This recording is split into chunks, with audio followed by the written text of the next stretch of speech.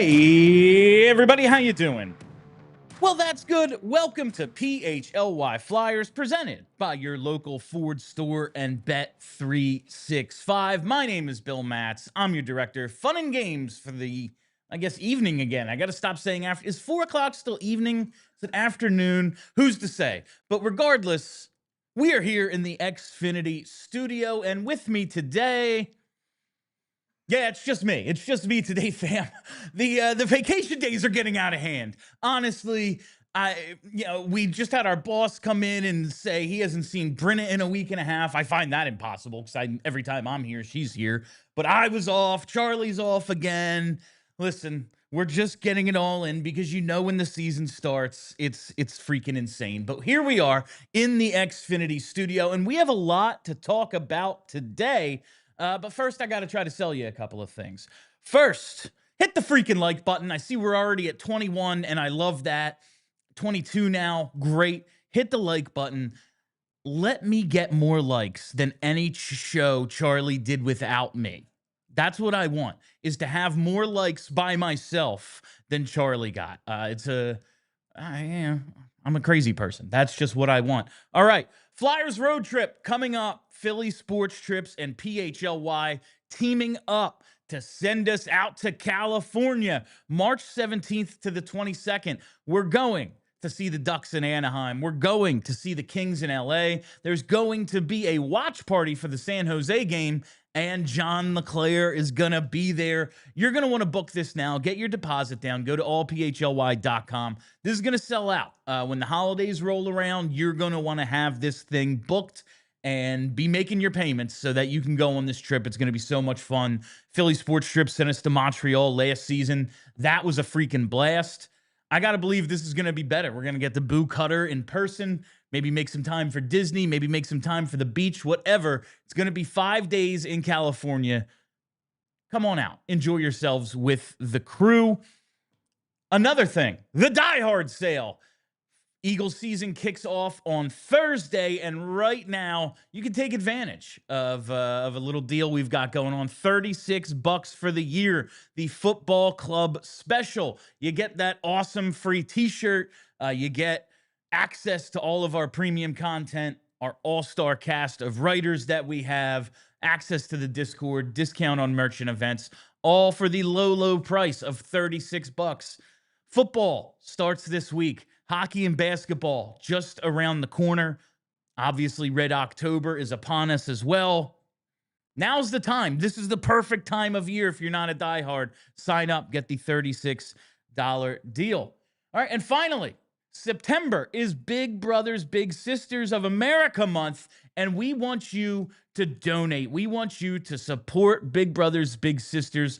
You can do it right here in the, there's a little donate now button in the chat, right below the chat box on YouTube. You can donate. You can help support Big Brothers Big Sisters. We are trying to raise $50K as a company, all city entirely, but honestly, let's blow away let's blow away PHNX and DNVR and freaking DLLS. Come on. We're going to blow them out on Thursday. Let's get it started now. CHGO. Let's get the 50K ourselves here in Philly and show them how we do it. You're all very generous with your super chats and all of that. You buy our merch, you do all that. I know we ask a lot of you, but this is for a great cause. Big Brothers, Big Sisters. So donate. You'll feel good about yourself. I think that's it, Bryn. I'm fairly certain that's everything I got to tell you about, so that now we can get to the big deal presented by Cherry Hill Mitsubishi. And earlier today, when I was planning the show, I thought the big deal was going to be, Ian LaPerriere. He took a job with the New York Islanders. Anthony DeMarco reported it earlier today. He's going to be a pro scout for the Isles. But then we started to get some reporting from Frank Saravalli, from Puckpedia, from all over the place, that parts of the new CBA, which actually don't go into effect as a whole until September 15th, 2026, some of it is just being implemented right now. We got, okay, they're going to do the salary cap for the playoffs for this coming season. I think it's going to be, the dress code, and players are able to endorse wine and spirits and things like that. All of a sudden, those rules have all changed.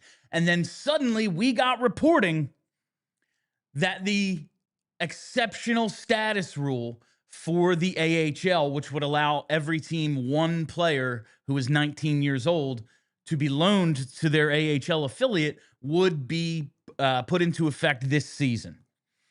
Well, it doesn't appear as if that is going to be the case, or at least it has not been determined yet.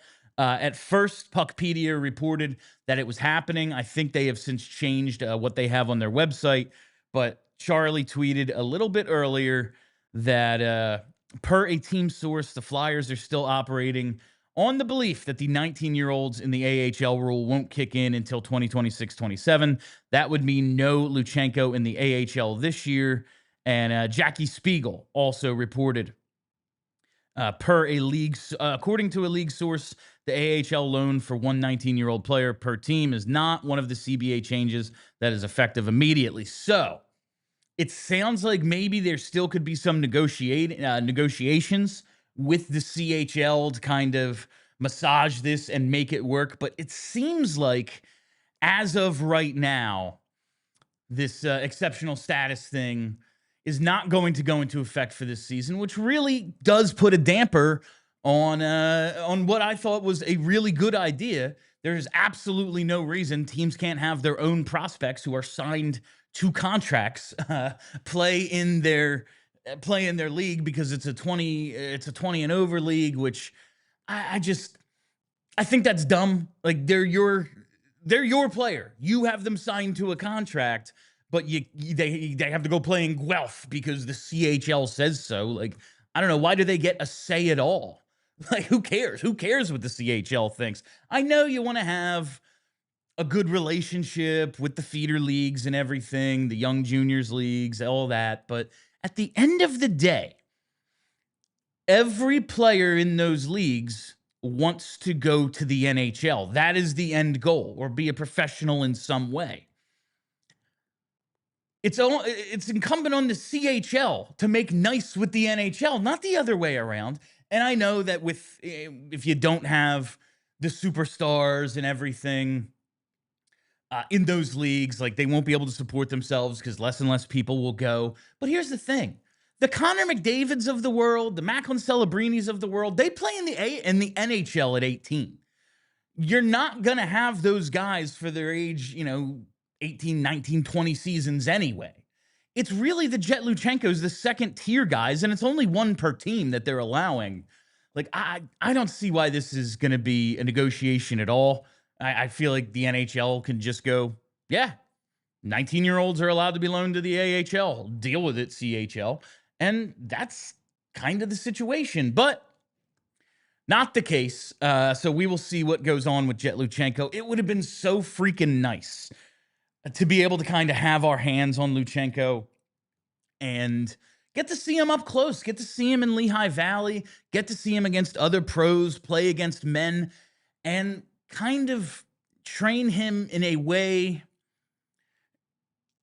that's going to better his NHL career. Because, there is he can go to Guelph and dominate and be a really good player and lead the offensive charge.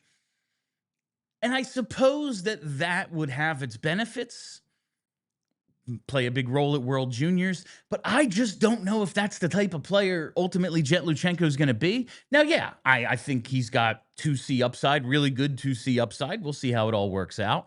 But if he's more of a details guy, if he's more of a matchups guy, if it's, he provides some offense, but it's really second line offense, and we love him for all the other things he does for us, I think he's got a better chance of playing in that role, so he's kind of ready to hit the ground running in the NHL by doing that in the AHL. But we will see how it all works out. I suppose there's still a chance this thing could come to fruition. But as of now, according to Charlie and Jackie Spiegel, the Puckpedia report from earlier has been amended, and 19-year-old exceptional status in the AHL is not happening right now. It's going to happen next season.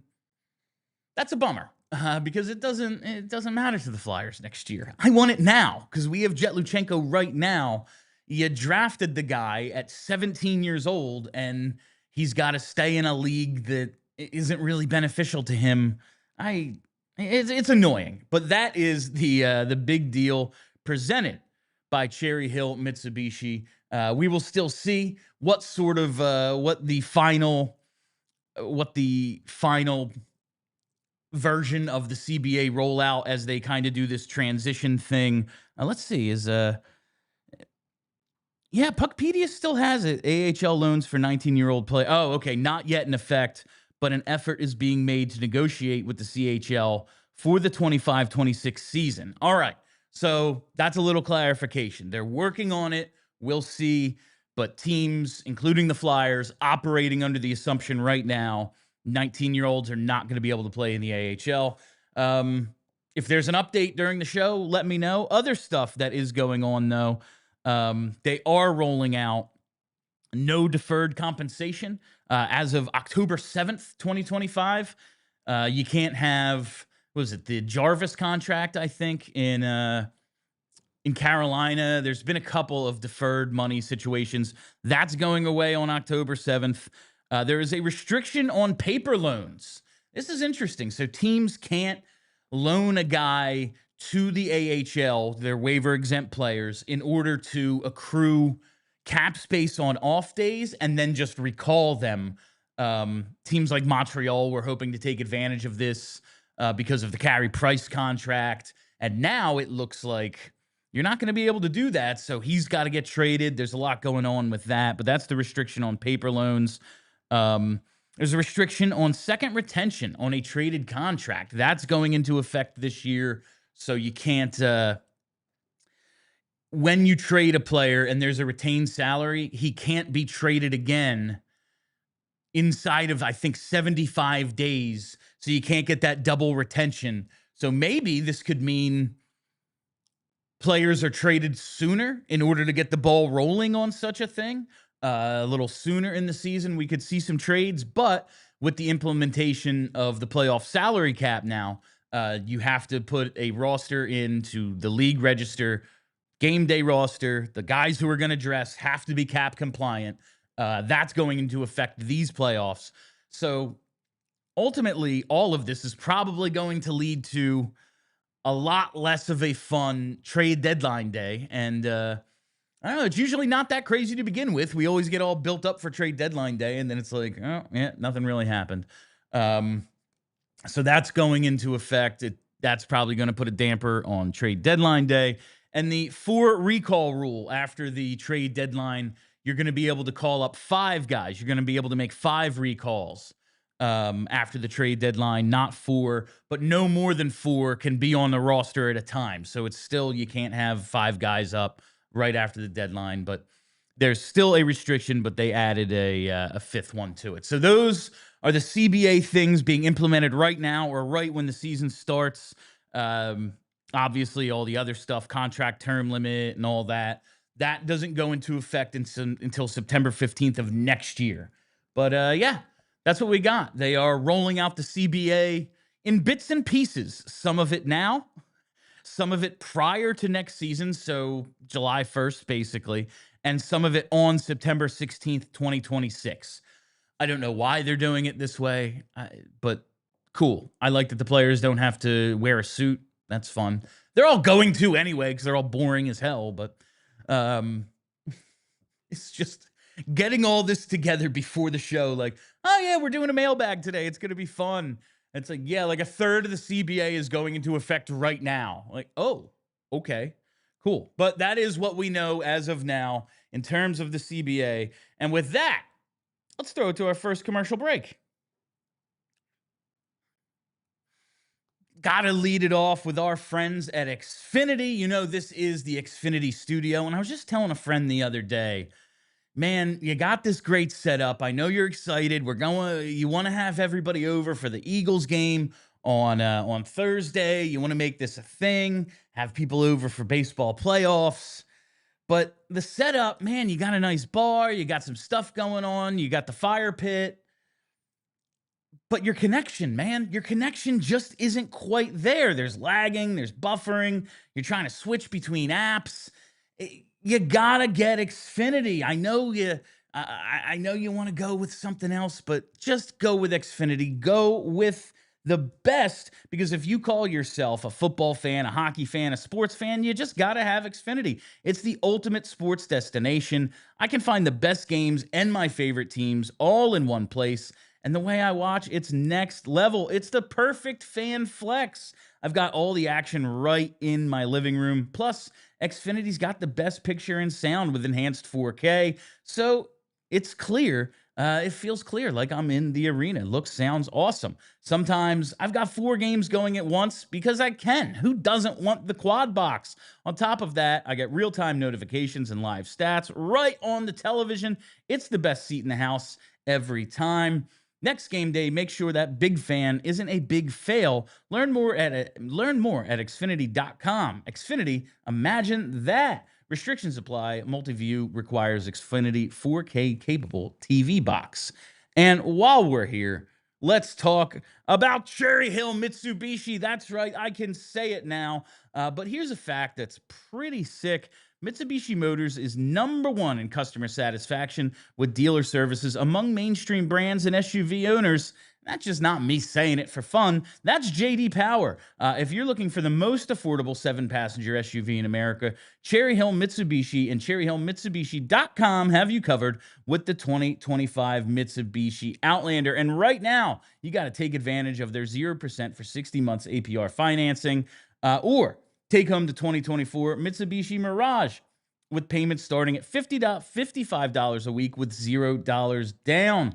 Combine that with the best warranty in the automotive business, 10 years, 100,000-mile powertrain, and 5 years, 60,000-mile bumper-to-bumper. Why would you settle for a lesser warranty and be on the hook for costly repairs down the road? Just doesn't make sense. So stop in today, tell them PHLY sent you, and receive a $100 Restaurant.com gift card just for taking a test drive or completing a trade appraisal. I know people buy Mitsubishis elsewhere. I just don't know why. Drive home in your new Mitsubishi today, just minutes from all bridges, or available online 24/7 at CherryHillMitsubishi.com. All right, let's get to some mailbag questions, folks. Oh, good. I like this. Oh, that's an awesome... That's great for 2 reasons, Bryn. 1, it's just cool looking. And 2, gives me an excellent break to drink water like I normally do just whenever Charlie's talking. All right, so we got through... Oh, hi. I like that. I like this. Brenna gets on camera a little bit. My horrifying profile's on camera. It's just off-putting, but no, this is fun. We're experimenting today. First day of September. All right, let's get to the mailbag. All right, couple of things right to lead off from... It's so hard to say both. Twan Jawn. Twan Jawn? Is that how you would say it? Okay. All right. So this is a 2-parter, and both of these we got answers to today, sort of, or at least something related to it. First question, has Zavragin completed his military requirement? Now, this is something I have no idea about. No clue. I don't know what sort of Russian military requirements are, asked of their 18 to 24-year-olds or however the hell old Ivan Fedotov was. So I reached out to a member of the Flyers organization. That's right. Without Charlie here, I did some capital J journalizing. It would be this way, right? Yeah, that's how it looks on the camera. Capital J journalizing. And that member of the organization, I asked, out of curiosity, is Zavragin subject to a military commitment like Fedotov was? And they replied, without getting into details, no, he's not. Fed's story is complicated. Thanks, Bill. All right. I don't know why they felt the need to thank me. It was nice of them to reply. But yeah, so it turns out, I suppose, at least the Flyers are under the impression that there won't be the added political, military, whatever the hell happened with Fedotov. That is not going to be part of when or where or how they bring over Zavragin, which is great because he's right now. If you go to allphly.com, if you're not a diehard, sign up. Charlie and Alex Appleyard just put out their top 20 Flyers prospects heading into the fall, and Zavragin number 2. I think he's tied for number 2. Martone was number 1. I don't remember who. I guess it's got to be Jett Luchanko, probably. Regardless, yeah. No military commitment. Second part of the question: how disappointing would it be if Luchanko doesn't make the team out of camp? Now, it would be disappointing just because I want him on the team. It's more interesting when there's a 19-year-old rookie on the team. Like, that's just kind of fun.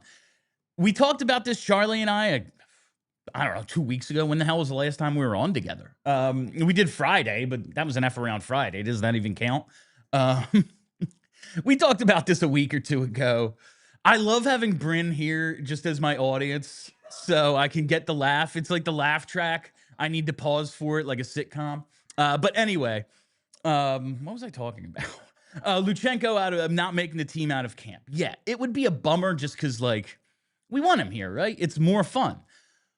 But the way in which they have addressed the center position this season, it's just more set, not settled, but I would say to start the year at least, we have a better idea of who the centers are going to be.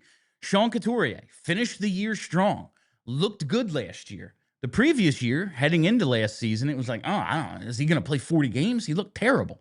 At least as of right now, I'm kind of expecting a similar season out of Coots where he plays the majority of the games and looks decent enough in them. So that's one center spot. You went and got Trevor Zegras. You need to give him any and all opportunity to be a center because that's where he has been productive in his career. And that's what they badly need in this organization. That's 2 center spots.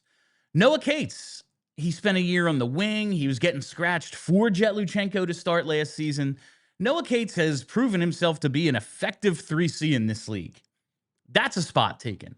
You went and got Dorwart. There's a center. You have guys like Abels who can step in and not look out of place.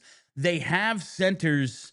They have a better understanding of the center position than they did last year. Also, they don't have a crazy person coaching the team who just doesn't like one of the centers. So he's going to, like, I'm going to start you at 4th line left wing a game. Like, he's the team's best center still. But yeah, we're going to do this to embarrass you purposefully, I guess. That's not going on. That said, now I had a roller coaster ride with this part of the question today as I'm thinking, if he doesn't make the team, he can just go to the Phantoms. And now it's, well, maybe not. We're kind of not sure if he's going to be able to go to the Phantoms. So it would be disappointing, but I don't think it necessarily shows a step back in his development because the team's just in a different spot. And hopefully he's going to be able to play in the AHL this year. We'll see how it turns out, but it'll be disappointing from that kind of sucks. I wanted to see him, but not he's a bust. Like, I'm not going to think that if he doesn't make the team. Now, if he has a terrible camp, I'm going to go, ooh, that's not great. But if he just has a fine camp, but doesn't, he has to be here, we have to have him in the NHL, I am not going to fret over that. All right. That's question 1. I have longer answers when it's just me. I have to give other people time to speak when they're on the show. But if it's just me, I can I can just go until I'm tired of talking. All right, next question is from Devon. I love this. He just asked, favorite hockey is back thing that happens every year. It's just so many little things. Like, I will say, while I loved the noon show because it gave me the entire day during the summer, it's pretty cool doing stuff and accomplishing things before I come into work. Just the show moving to 4 o'clock and the idea that the season's here and getting our plan together. For me personally, that's one of my favorite parts. But seeing, they unveil the new Xfinity Mobile Arena today. It's no longer the Wells Fargo Center. It's the Xfinity Mobile Arena. They're painting the ice. They have it all ready to go. You're seeing Couturier and Sanheim. You're starting to see guys trickle into the Flyers training center in Voorhees. just the ramp up. Like this time of year, kind of like the hope springs eternal idea, I guess. I think that's fun. I'm excited for the new season. Like I know it's okay, man. 82 games, pre and post, non-game days, 4 o'clock, all this other stuff. It's a little bit of a grind. I won't call it a real grind because like it's just doing this. I'm not digging ditches. But like, I just like the ramp up right now is what I get excited for. Like, all right, here we go. But the rookie game, love the rookie game too. It's a lot of the time, the only time you get to see so many of these prospects and young players up close. And my entire opinion on them is formed based on these 2 games against another team's rookies. So I love the rookie game just as a hockey is back thing because that's the first real action we get. It was so fun last year seeing Luchanko and Michkov. We unfortunately won't get Martone this year, but we'll get a lot of other guys. So that'll be fun. And that's, what's that, 10 days from now, Brent? It's the 12th and 13th or the 11th and 12th? I think it's the 12th and 13th. So it's like 10, 11 days from right now is the rookie game. So it is upon us. Just like, you know, the season as a whole is. Looking forward to that, though. Those are some of my favorite hockey is back things. Let's go to Franzke in LA. This is one of the best baseball Phillies Twitter follows, and they ask more wins in October, Sam Ersson or the Phillies. So I took a look at the Flyers' October schedule. First of all, I'm just going to tell you the Phillies. It freaking better be the Phillies. Even if Sam starts all 10 games and wins them all, it should still be the Phillies. Anyway, the Flyers have 10 games in October. 2 of them are against the defending champs. So right there, let's just knock it down to 8. I also don't want Ersson playing more than half the games, especially in the early part of the season when we're kind of trying to figure out what Vladar is doing. Where do he and Ersson kind of fit as a tandem? Is it a starter backup role? Is it an even split? Is it a 1A, 1B sort of thing? I want them basically alternating starts for the first 2 months. Ersson has proven the more he plays, the worse it goes. I think he has a future in this league as a backup, maybe a tandem starter. But he's, to me, proven one thing.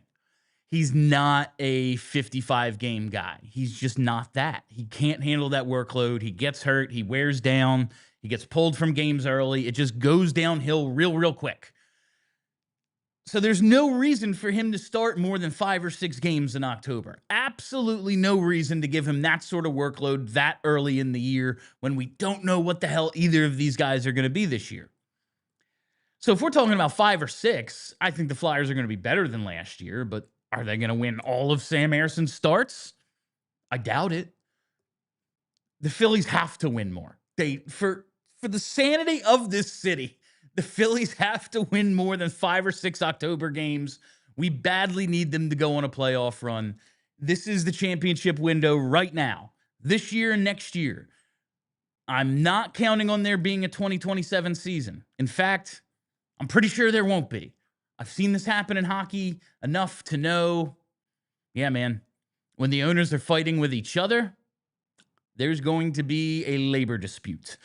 So it's right now, I believe, is the Phillies championship window, 2025 and 2026, if they can, bring back Schwarber and maybe Ranger. They need to at least get to the NLCS, if not go to and win the freaking World Series. So that's going to take more than 5 or 6 wins. Therefore, it's got to be the Phils. All right. Evin, oh man, I can't deal with another early exit for the Phils. Like, if they get bounced by the freaking Mets again, the Eagles are going to have to go undefeated for me to be able to deal with that, quite honestly. The Flyers are going to be what they are. Luckily, my mental stability doesn't hinge on the Flyers because I get to make content out of it either way. Like, when they're maddening and suck, it's like, that's bad. but at least like I can have a show where I go on rants and it'll be fun and that's good for my career. I can deal with that. If the Phillies just lose to the Mets again or something, that just hurts. It just hurts me so bad. And I think a lot of people feel the same way. So we need more than 5 or 6 wins from the Phils in October. All right, the question from Evin. I love this so much. McDavid to Philly would never happen, but is there a world where the Flyers could trade for Quinn Hughes or sign him as a free agent in 2027, given the Tocchet connection and the dire need for a number 1 defenseman? And what could that trade/contract look like? It's now the smart money, the favorite to get Quinn Hughes, because it really, listen, a lot of guys, oh man, he's leaving, and then they end up never leaving. But it does kind of feel like all signs are pointing towards Quinn Hughes not staying in Vancouver for the entirety of his career. A lot of people believe that the Devils are trying to get all 3 Hughes brothers together. They are keeping an eye on the situation. They might try to do whatever it takes to have Jack, Quinn, and Luke all together on the same team. Objectively, that would be pretty cool to have 3 brothers all on one team, even if it is the freaking Josh Harris-owned Devils. That part would suck. But I don't know how realistic that is. Luke Hughes right now, unsigned. Again, the season starts very soon. Luke Hughes is without a contract in New Jersey. Now he's a restricted free agent, and I'm pretty sure he's not offer sheet eligible, so he ain't going anywhere. But I read on Sportsnet that he wants a 5-year deal so that it lines up with the expiration of Jack's contract in New Jersey, and they would be free agents at the same time. I guess 2030, 31, something like that. And the Devils either want Luke to sign a 3-year bridge or commit to the full 8 years, because starting in September 16th of next year, 8-year deals are gone. 7 is the max. They want him to commit to the full 8 like Jack did, or just sign a 3-year bridge deal. Luke seems to be holding firm at 5. He wants to be a free agent the same year Jack is a free agent. It kind of feels like there's a Hughes problem in New Jersey. So while it's like, oh yeah, they're going to get all 3, it's kind of a foregone conclusion at one point. I wonder if this opens the window for Quinn to be like, well, I don't know if we're all going to be able to play together, especially like if Luke is also awesome. Who the hell is going to be able to afford all 3 of them? Maybe the Tocchet connection, maybe it could work, because Quinn was advocating for Vancouver to bring back Tocchet, and it was basically a situation of, we're not going to hold a guy hostage if he doesn't want to be here. He can leave, sort of like that. But he was well liked. Tocchet was well liked by Quinn Hughes. Is that going to be enough? No, we're going to have to pony up a whole bunch of money and hope for the best, really. But I would love to be able to get the chance to trade for him, have him ingrained in the culture, and kind of sell him on the idea of being here forever. And hey, maybe you talk 1 or 2 of your brothers into coming here. Forget going to New Jersey. Who the hell wants to be in New Jersey? I love Jersey, but not Newark, not North Jersey. I'm talking about real Jersey, South Jersey. That's where you want to be. Philadelphia, the Delaware Valley. Maybe you can talk all 3 of them into coming here. Wouldn't that be fun if we had the 3 Hughes brothers here after it looked like the Devils were going to get all 3 of them? But what would that trade/contract look like? I mean, it's double digits. It's 10 plus, probably. My God, when's he eligible? I think he's eligible for a contract next summer. So we could be talking 14, 15 million bucks at AAV, probably minimum. I mean, he's one of the 2 best defensemen in the league. Quinn Hughes is freaking awesome. He might have a claim to being better than Cale Makar, just based on like on ice results. He also, not on a star-studded team the way Cale Makar is, not to take anything away from Makar. Talking about these guys as 1 and 2 in some order. It's going to be 15 million bucks minimum probably. And if we're talking a trade, that probably depends on if you get him signed to a contract or not when you make the trade, because, you're not going to be willing to give up as much for a potential rental. But if you get the contract extension in place like Dallas did with Rantanen, you're talking probably multiple first-round picks, maybe some young guys that you're not crazy about parting with, but that's what it's going to take. It would take a lot. It is going to be a huge financial commitment and a huge, yeah, man, we got to give them a lot back because this is a really, really good player. I never know, like hypothetical trade. I never know, but I would assume at least one first-round pick, several top prospects maybe, or roster players perhaps. I would say anybody but Matvei Michkov is on the table in that situation. That would be my guess. Go from there. But it starts at 15 mil. That's why in this situation, I'd rather sign him as a free agent because then you know you have him locked in and you didn't have to give up anything but the money. There were no other assets involved. But if you want to get a trade done so you can maybe get it done early, I understand that as well. It's just going to be freaking expensive. But let's allow ourselves to dream on Quinn Hughes a little bit because of Rick Tocchet. You know, maybe it works out. This Rick Tocchet hire that I was down on at first, maybe it has some benefits as well. Maybe Quinn Hughes is one of them. That would be fun. All right, let's do one more before the break. Let's go to Josh White. He asks, what does your power play one look like for game one? I would guess Michkov and TK are locks. And then he goes on, would you say Tippett, Drysdale, Coots, Zegras, Forster if healthy, etc.?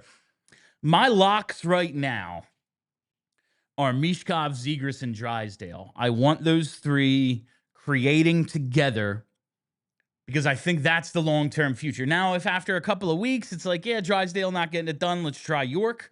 I'm open to that. Certainly open to that. But right now, it's Michkov, Zegras, Drysdale. I think you have to have Couturier out there to win faceoffs. He's the only center right now that's shown like he can win some faceoffs. He gives you some size. He can win battles. He can win battles for loose pucks. He can get in on the forecheck. I think you kind of have to have Coots out there, net front guy. And then, yeah, I think it's got to be TK because he's just their best offensive player. Now, that might stop being true game one.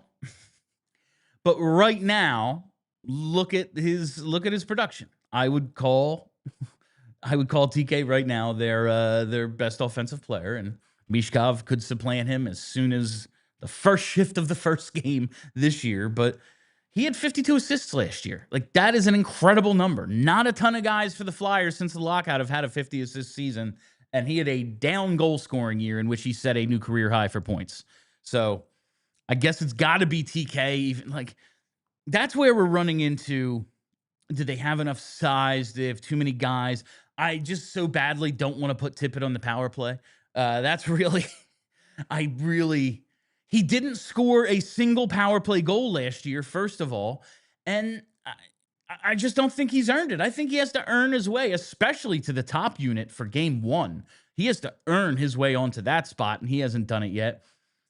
I would like to see if he can get Forster out there, but I just don't know who you take off because you need the center and Coots. Again, TK, he's been their best offensive player. Michkov has to be out there. If you don't have Zegras out there, what the hell is even the point of Zegras? And then you need one defenseman, right? I assume you want Drysdale out there. So I don't know if I can find a spot for Forster right now. So I'm going Michkov, Zegras, Drysdale, Coots, TK. That is that's my game one, power play one. And now, let's take another break for some commercials. All right, I got to tell you about our friends at Monarch Money. Listen, I've told you plenty of times, I am not the most financially responsible, and it's not fair that I put so much of that burden on my wife of keeping the house in order financially, knowing all of the accounts, knowing what's going on in each and every one of them, having control over all of the accounts, making sure the bills are paid, knowing what the budget is. And that's why I decided to start taking advantage of Monarch Money. I learned so much from Monarch Money just about where my money's going, how best to, okay, we're going to have a certain amount going here, a certain amount going there. And it's built for people with busy lives. If you put off organizing your finances, Monarch is for you. They do the heavy lifting. They link all your accounts and minutes. They get clear data. You get clear data visuals and smart categorization of your spending and real control over your money.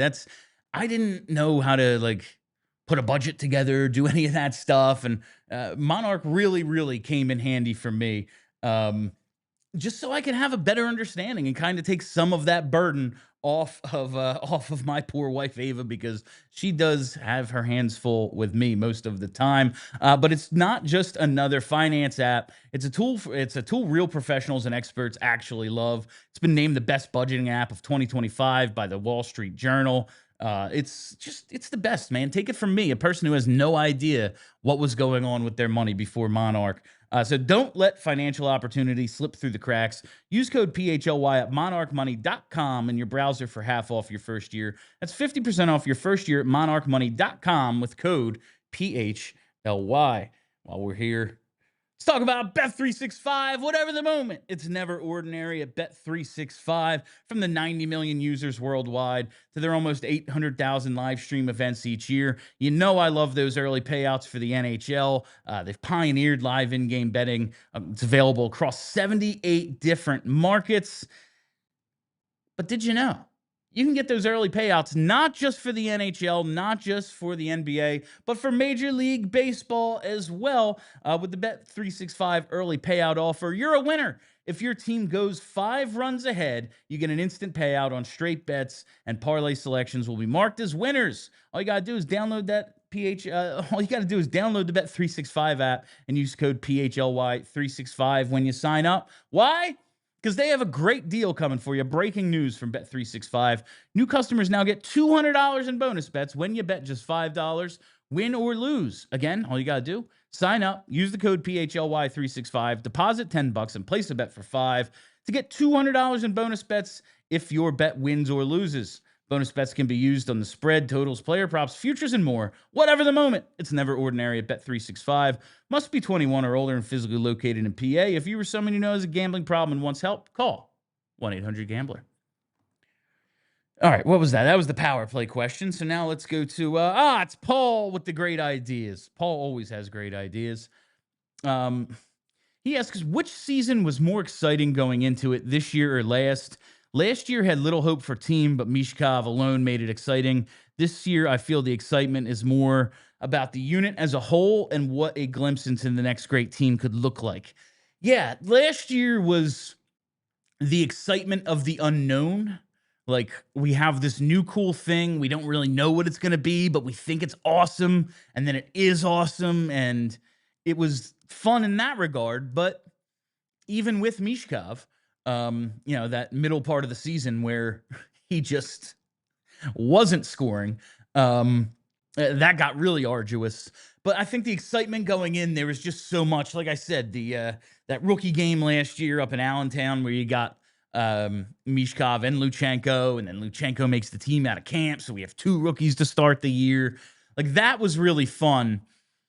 The excitement this year, yeah, it is more about okay, I think we have more answers to who's going to be here. Now, obviously, they're still searching for that 1C. Hey, maybe it can be Trevor Zegras, but, maybe it's someone they drafted.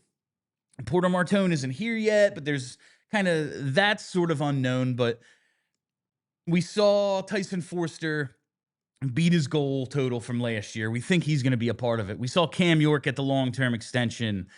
We saw Michkov have an excellent rookie year, and we're just thinking the sky's the limit for this kid. I think now it's more, okay, we're going to see what this team really has. How close to ready are they?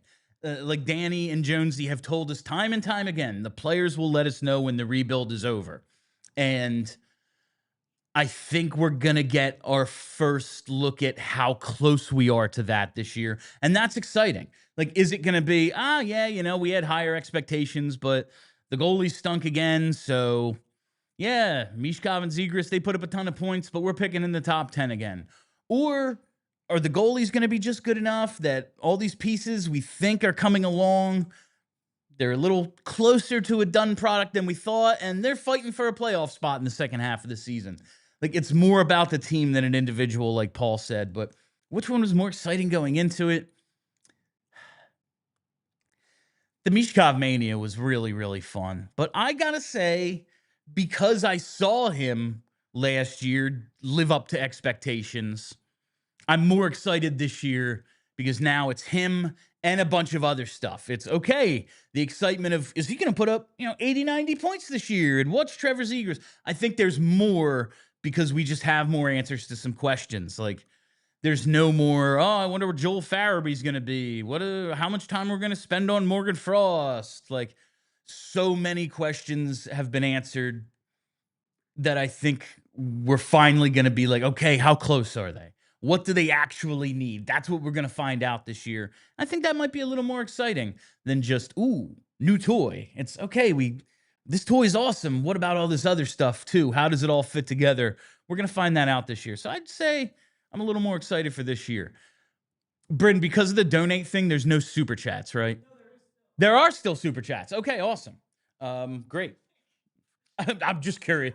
I remember last time we did the donate thing, we were told there were no super chats, and then like one person was able to do it.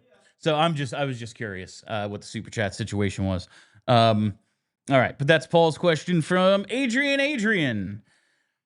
Do you think the tanking argument kind of loses credence given Michkov and Martone fell to them?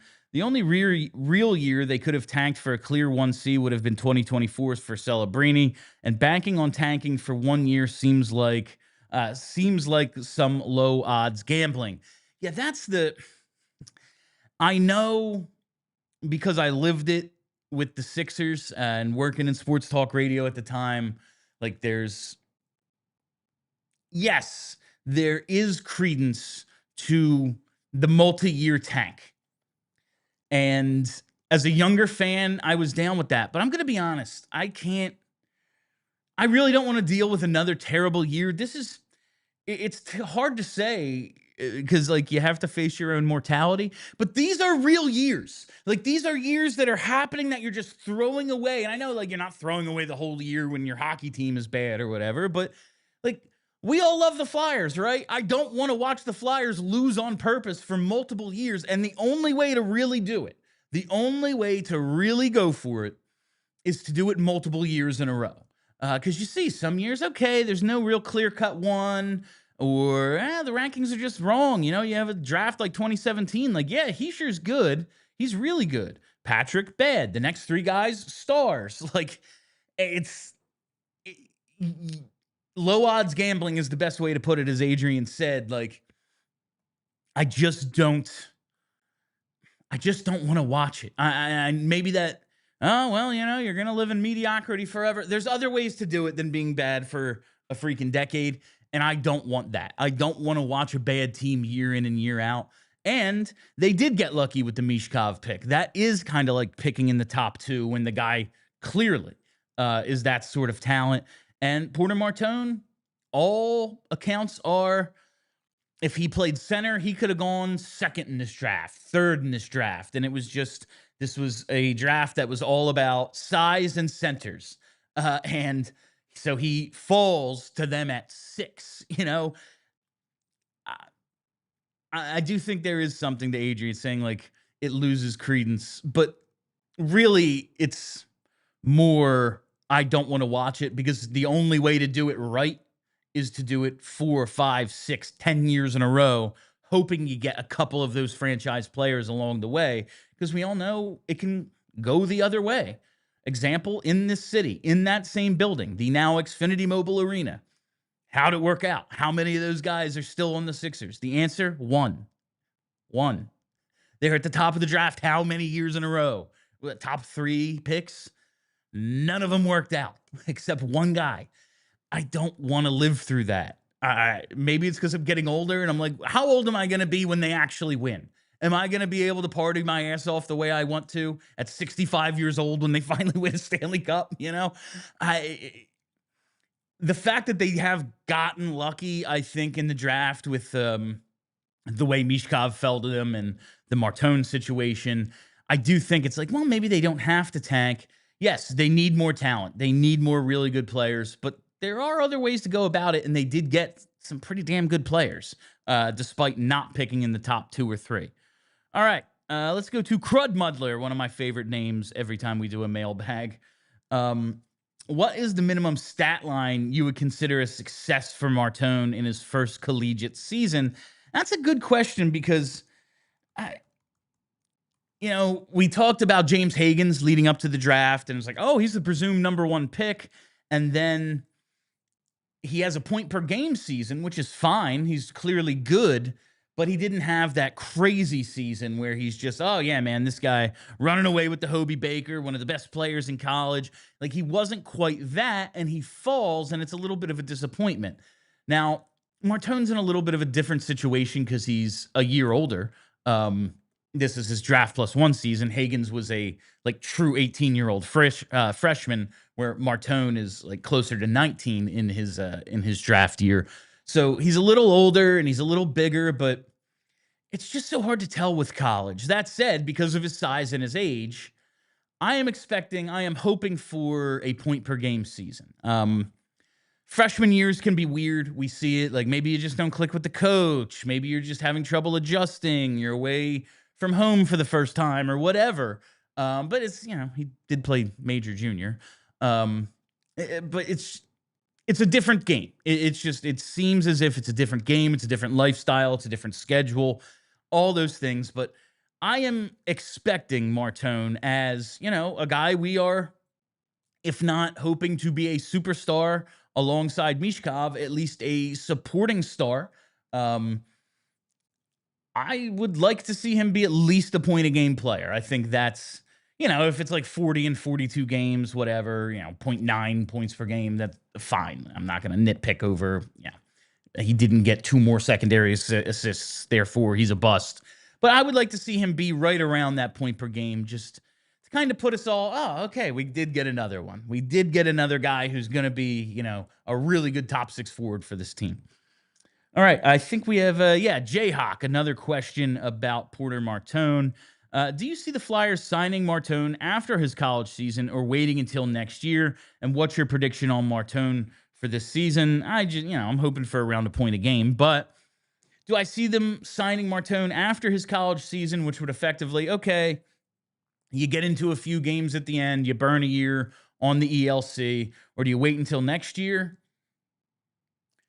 Whatever he wants. And now part of it is, how did he look in the NCAA? If he, oh yeah, man, he needs a few more years of development. He isn't close to the NHL ready. Oh, okay. Take a step back and reassess. But if he looks like he can handle himself, which by all accounts he probably already could at least handle himself physically in the NHL, it's whatever he wants. If he wants to do another year of college, say, all right, man, go have fun. We'll see you in another year. If he wants to come out, play a few games at the end, burn an ELC year, guess what? You let him do it. I know you can't operate out of fear because you got burned by Cutter Gauthier, but I hope that was a real learning experience for Danny Briere in this front office to kind of be like, these kids have more power than ever, and if they have their mind set on something, we kind of have to cater to that. Even if, we think this is going to lead to a 75% outcome and not 100%. We're not crazy about the idea, but if it's what you want, we're going to make it happen for you. Do you do that for everyone? Do you do it for 3rd round picks? No. But the guy you just got 6th overall, who you're kind of counting on being a franchise player for you, that's why you passed on some of the centers like James Hankins.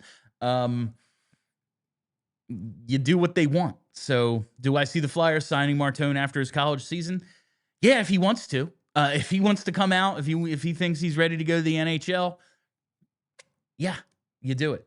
All right. Couple from, let's skip to Mike Castor, Bryn. I want to, because we only have a few minutes left. Do we have any super chats? Okay. All right. Mike Castor. If the Flyers don't finish near a playoff spot, will massive roster changes be made? I don't see this roster as a playoff team. Massive, there's only so many massive changes you can make. But I think it's more going to be about individual performances that will lead to big changes. Like, I don't see Sanheim or Konechny or Couturier going anywhere, and there is a huge chunk of your roster right there. Michkov's not going anywhere. I think it's more about, like, hey, Owen Tippett, Bobby Brink, Jamie Drysdale, like those guys personally taking steps forward. The players we've talked about over the last couple weeks, whether it was, I think it was Charlie and Kelly did the Make or Break show, and me and Charlie did one specifically on Drysdale, bonus content on YouTube. Check it out if you haven't already. I think the big changes could come in those situations where it's like, yeah, we think a lot of these pieces are good, set for the future, but if we're not seeing steps taken, we're going to have to move on from Tippett or Drysdale or Brink or whoever and make room for some of these players we drafted who, listen, if Porter Martone is joining this team, he's a winger. We have a ton of wingers. There's so many of them. Someone is going to have to go or be bumped down the lineup or whatever. I think that could kind of facilitate the change more than, if they're not close to a playoff spot. Because what if, yeah, man, their power play is 18, 19, 20%. It's improved. Michkov takes a step. Sanheim, Konechny are what they're supposed to be. Everything's kind of hunky-dory with the skaters. But the goaltending is just flat out terrible, and therefore they're picking in the top 10 again, not near a playoff spot. I don't think that would lead to massive changes. I just think that would be like, all right, so we're searching for a goalie. We're searching at least for a short-term solution in net until Zavragin and Bjarnason are ready to be here and perhaps take over, be the franchise netminder. But I think it's more about individual performances than it is like where the team is in the standings, because that could be caused by any number of things. All right, let's bang out a couple more from Nick Hankins.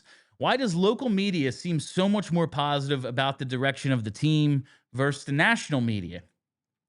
I do think there's a part of we are close to this thing and we just want it to be so because it's just more fun doing this job covering a good team. I want to cover playoff hockey. It's cool. I've only gotten to do it so many freaking times. This is Charlie and I's 10th season together, and we've done playoff games, what? Yeah, so 15, 16 was our first year, 16, 17 was our first year. So there was no playoffs that year, right? Yeah, no playoffs that year. They got Nolan Patrick.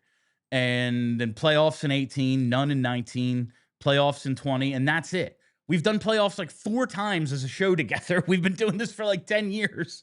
I want to see playoff hockey, and I think maybe there is a little bit of wish fulfillment in terms of the local media, at least from my perspective. I won't speak for anybody else, just in terms of my optimism. Like, I think it might take a little while. I'm not sure if they're building a team that can win a championship right now, but I think they're on the right track. But also, like, nobody knows who Alex Bump is, right? Like you just don't. The national media, there's so much, it's hard for anyone to really do that sort of deep dive. And speaking of deep dive, somehow we're headed to overtime on a solo show. Go to allphly.com to keep watching if you're part of the TV audience. I think national media, like, all right, man, yeah, we think you screwed up taking Luchanko over Zeev Buyam. It's like, well, no one knows that for sure. Maybe they're down on Trevor Zegras. Maybe they're just looking at it and going, this team can't possibly be good because Sam Ersson and Dan Vladar will not win them a ton of games. Whereas if you've watched Ersson, it's like, yeah, he's probably not a franchise, like, number one guy, but there is something there if they can figure out the right role for him. And maybe Vladar, like, there's just a lot of maybes that I'm choosing to look at optimistically right now. And to an outsider, it's like, yeah, their goalies stink. Like, who's their best player is a 20-year-old who doesn't speak any English. Like, they don't seem to, so much of what they've done hasn't arrived here yet. The Porter Martone, it's going to be at least this spring before we see him. Jett Luchanko, who the hell knows? Like, so much is hypothetical that a national media member who's covering 32 teams doesn't have that sort of time. So I do think it's a little bit of, yeah, I'm a homer. Absolutely. And also, I think being close to it allows me to see a little bit deeper into where they are as a franchise. Are there any more good ones here? I got one from Hassan Goodman. Thoughts on Karsen Dorwart? I literally have none. He seems like a guy. No, let's save some of these for like a bonus show or something the rest of this week. That is all the time we have for you. I have for you, I guess. Well, Brent is here too. That is all the time we have for you on PHLY Flyers. Thank you all for listening. Thank you for hanging out. If you haven't already, you got to hit that subscribe button and hit that like button. Make sure you donate to boys and... I did it again. I did this last time. Big Brothers, Big Sisters. Make sure you donate to Big Brothers, Big Sisters. We're making a big push this week. Try to get All City to 50K as a fundraiser. And I personally want PHLY to win it. I want the Flyers show to be the #1. So no super chats today. Use that money. Give it to Big Brothers, Big Sisters. Do it. Strengthen the community with these donations. Again, hit the like button. Follow us right here on YouTube. Follow us on all the socials. We're at PHLY_Flyers on Twitter. Yeah. And follow the podcast wherever you get those. Just search PHLY Flyers. That is it for us today. I am Bill Matz. Till tomorrow, be excellent to each other. We all silly like the mayor.